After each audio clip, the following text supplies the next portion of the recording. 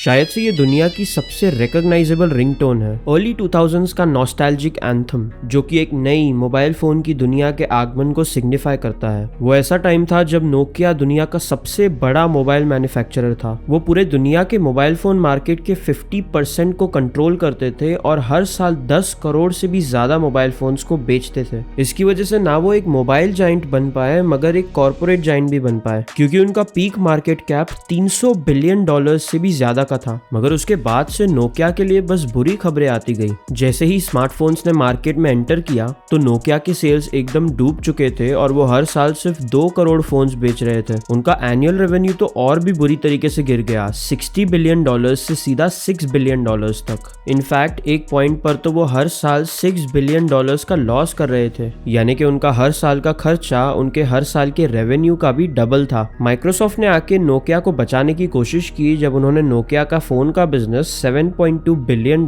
में खरीदा, मगर कुछ ही समय में माइक्रोसॉफ्ट ने ये पूरा एक्विजिशन का प्राइस और उससे भी थोड़ा ज्यादा लॉस की तरह राइट ऑफ कर दिया और बाकी की बची कुची कंपनी को उन्होंने $350 मिलियन में बेच दिया। लेकिन इन सब के बावजूद नोकिया अभी भी जिंदा है। इनफैक्ट करंटली उनका वर्थ $20 बिलियन से भी थोड़ा ज्यादा है। माइक्रोसॉफ्ट के जाने के बाद उन्होंने फोन मार्केट में फिर से एंट्री की है एंड सरप्राइजिंगली वो काफी अच्छा कर रहे हैं। 2022 में ही उनके स्मार्टफोन के सेल्स ट्रिपल हो चुके हैं, क्योंकि नोकिया C100 यूएस का 15th बेस्ट सेलिंग स्मार्टफोन बन चुका है और साथ ही साथ वो पिछले 15 सालों के कंपैरिजन में सबसे ज्यादा रेवेन्यू को रजिस्टर कर रहे हैं, जो कि होता है हर साल $5 बिलियन से भी ज्यादा। अब ऑफ कोर्स पहले के कंपैरिजन में ये नोकिया के लिए इतना खास भी नहीं है, लेकिन एक ऐसी कंपनी के लिए जिसके बारे में लोग सोचते हैं कि ये सालों पहले डूब चुकी है, नोकिया काफी अच्छा कर रहा है। इनफैक्ट आप तो ये भी कह सकते हो कि नोकिया काफी अंडर वैल्यूड है, क्योंकि उनका PE रेशियो यानी कि प्राइस टू अर्निंग रेशियो सिर्फ 5 है।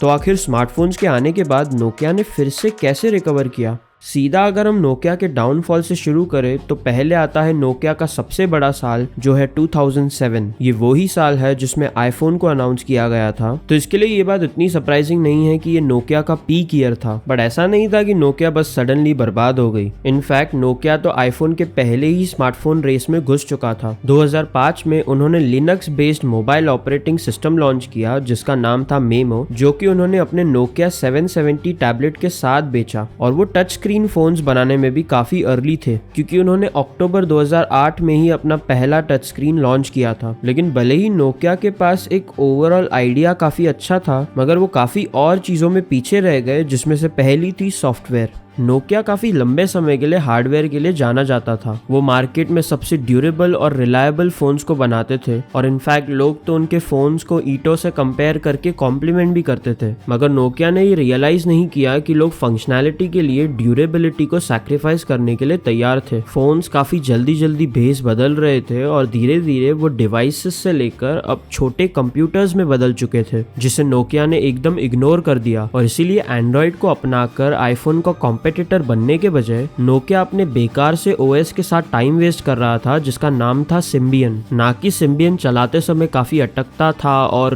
बेसिक फंक्शनैलिटी भी उसमें नहीं थी, मगर मेनली उन्हें तो डेवलपर्स का सपोर्ट भी नहीं था, यानी कि वो बस खुद के बनाए हुए एप्स में ही फंसे हुए थे। मगर सिर्फ सॉफ्टवेयर ऐसी चीज नहीं थी जिसमें नोकिया पीछे रह गया। काफी जल्दी ही वो हार्डवेयर में भी बहुत पीछे हो गए। लग तो ऐसे रहा है कि नोकिया ने सोचा था कि हार्डवेयर का मतलब होता है सिर्फ ड्यूरेबिलिटी, क्योंकि उन्होंने तो इंटरनल कंपोनेंट्स और स्पेक्स को अपग्रेड ही नहीं किया। अब ये सोच के देखो, नोकिया लिटरली ऐसे फोन्स बेच रहा था जिसमें आप 3G भी नहीं चला सकते हो, जब आईफोन्स और एंड्रॉइड्स ऑलरेडी 4G फोन्स बना रहे थे। हाँ, ये इतना बुरा हाल था। एंड्रॉइड्स और आईफोन से मुझे याद आया कि नोकिया ने ब्रांडिंग के मामले में भी बहुत गलती कर दी। एप्पल और सैमसंग ने तो इसमें बहुत अच्छा किया उनके आईफोन और गैलेक्सी ब्रांडिंग की वजह से, लेकिन जब नोकिया की बात आती है तब उनके पास तो कोई ब्रांडिंग ही नहीं थी। आई मीन आप इन नामों को ही सुन लो, Nokia 5800 express music, Nokia 603, Nokia 701, Nokia 808 pure view. मेरा मतलब है 808 का मतलब भी क्या है मुझे कोई आइडिया नहीं है, एंड आई थिंक कस्टमर्स को भी ऐसा ही लगा। नोकिया को शायद से ऐसा लगा कि सिर्फ नोकिया का नाम ही कस्टमर्स को कन्विंस करने के लिए इनफ है, जिससे हम आते हैं नोकिया के अगले गलती पर, जो है ओवर कॉन्फिडेंस। नोकिया ने अपने ब्रांड की वैल्यू को ज्यादा ही ओवर एस्टिमेट कर लिया, एंड ये कोई सरप्राइजिंग बात नहीं है कि इन्होंने ऐसा क्यों किया। जब बात आती थी सेल फोन्स की तब बात आती थी नोकिया की। ये दोनों चीजें एकदम जुड़ी हुई थी, लेकिन ये एक एक्चुअली में बहुत बड़ा डिसएडवांटेज था। इसमें मेन नोट करने वाली चीज ये है कि नोकिया सेल फोन से सिनोनिमस था, ना कि स्मार्टफोन से। तो इनफैक्ट नोकिया को तो एक्स्ट्रा मेहनत करनी चाहिए थी ये ईटो के फोनों वाले एसोसिएशन से दूर जाने के लिए, लेकिन वो इससे एग्जैक्टली ऑपोजिट चीज कर बैठे और सारे कस्टमर्स को एप्पल और सैमसंग के पास भगा दिया। तो बेसिकली नोकिया काफी ओवर कॉन्फिडेंट था और साथ ही साथ उन्होंने सॉफ्टवेयर, हार्डवेयर और ब्रांडिंग में भी बहुत गलतियां की। लेकिन जब चीजें बद से बदतर होते जा रही थी, अर्ली 2010s में उन्हें उम्मीद की एक किरण दिखी माइक्रोसॉफ्ट के द्वारा।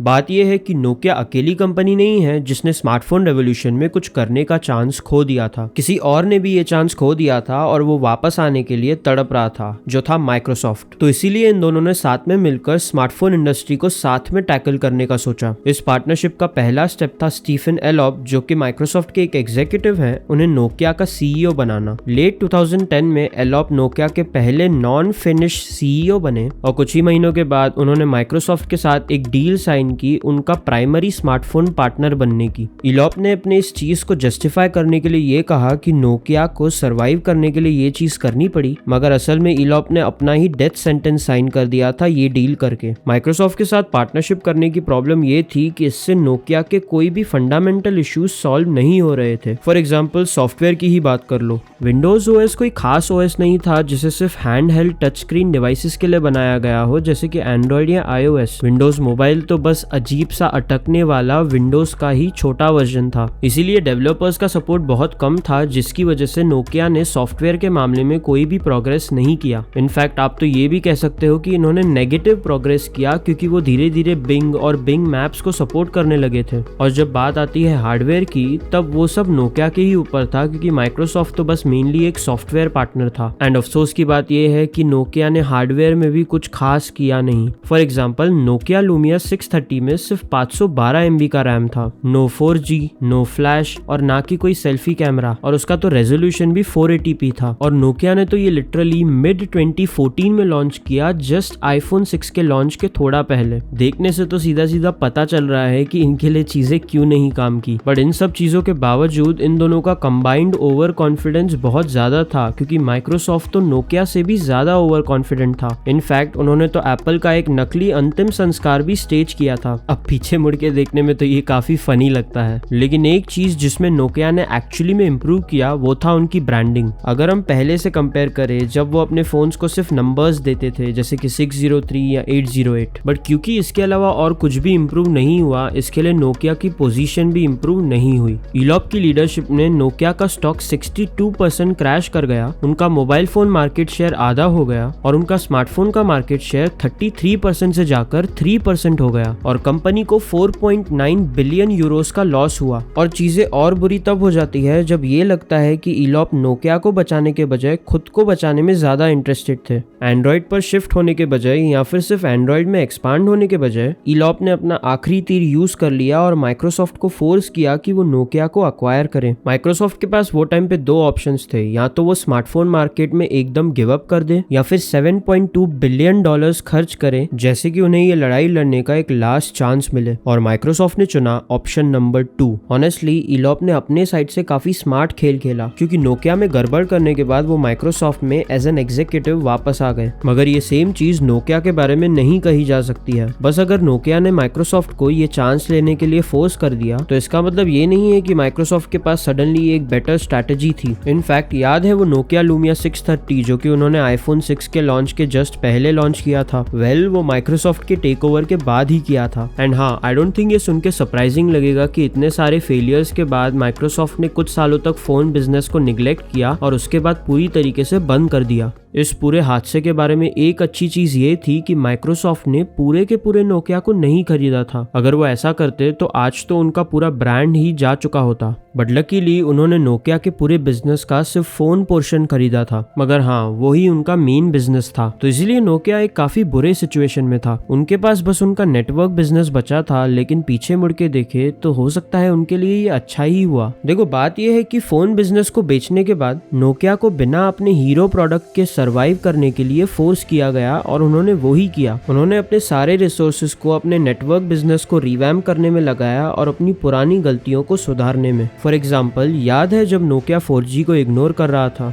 उसके बाद नोकिया 5G रेडी नेटवर्क को डेमोन्स्ट्रेट करने की पहली कंपनी बन गई 2016 में। उसके बाद उन्होंने अपने नोकिया ब्रांड पर हेविली रिलाय करना भी बंद कर दिया, क्योंकि इंटरप्राइज कस्टमर्स को वैल्यू, प्राइसिंग और रिजल्ट से फर्क पड़ता है, ना कि ब्रांडिंग से। और जब बात आती है ओवर कॉन्फिडेंस की, तो वो नेचुरली एकदम जा चुका था, क्योंकि वो लिटरली सर्वाइव करने के लिए भी लड़ रहे थे। ये सब करके नोकिया अपने कंपनी को पहले जितना बड़ा तो नहीं बना पाए, मगर अपने कंपनी को बचा जरूर लिए। 2017 तक नोकिया फिर से फॉर्च्यून 500 में आ चुका था, क्योंकि वो दुनिया का तीसरा सबसे बड़ा टेलीकम्युनिकेशंस इक्विपमेंट मैन्युफैक्चरर बन चुका था, सिर्फ हुआवे और एरिक्सन के पीछे। और इसी रिकवरी के साथ नोकिया ने सोचा कि फोन बिजनेस में एक लास्ट बार ट्राई किया जाए। माइक्रोसॉफ्ट ने जब फोन बिजनेस में गिव अप किया, तब उन्होंने बचे कुचे नोकिया को $350 मिलियन में बेच दिया। ये दो हिस्सों में बटा हुआ था। पहला हिस्सा था नोकिया के ब्रांड राइट्स का, जो कि उन्होंने कुछ नोकिया एग्जीक्यूटिव्स को बेच दिया, जिन्होंने एक न्यू कंपनी बनाई जिसका नाम था HMD ग्लोबल। दूसरा हिस्सा था मैन्युफैक्चरिंग और डिस्ट्रीब्यूशन साइट का, जो कि उन्होंने फॉक्सकॉन को बेच दिया। इसके कुछ ही समय बाद HMD ग्लोबल और फॉक्सकॉन ने एक अग्रीमेंट किया और नोकिया को फिर से स्मार्टफोन मार्केट में उतारा। मगर इस बार नोकिया ने फिर से माइक्रोसॉफ्ट के साथ पार्टनर करने की गलती नहीं की। इसके बजाय उन्होंने गूगल के साथ पार्टनरशिप की और पहले नोकिया एंड्रॉइड को अर्ली 2017 में लॉन्च किया। टू बी ऑनेस्ट, क्योंकि ये लोग मार्केट में बहुत लेट उतरे हैं, तो ये काफी अनलाइकली है कि नोकिया एप्पल और सैमसंग जैसी कंपनीज के साथ कम्पीट करके अपने पुराने वर्जन को वापस ला पाए। मगर इसका मतलब ये नहीं है कि वो एक छोटा सा प्रॉफिटेबल स्मार्टफोन बिजनेस नहीं बना सकते हैं, क्योंकि उन्होंने एग्जैक्टली यही किया है। फॉर एग्जाम्पल, 2021 के थर्ड क्वार्टर में उन्होंने ऑलमोस्ट 30 लाख स्मार्टफोन्स बेचे। तो हर साल वो लगभग 1 करोड़ स्मार्टफोन्स बेच रहे हैं, जो कि ऑफ कोर्स उनके पुराने सेल्स का 10% भी नहीं है। लेकिन इनके माइक्रोसॉफ्ट के साथ इस डिजास्टर को कंसिडर करें तो देखा जाए तो ये काफी इंप्रेसिव है। तो अगर अब हम आज के मेन क्वेश्चन पर वापस आए कि नोकिया अभी तक जिंदा कैसे है,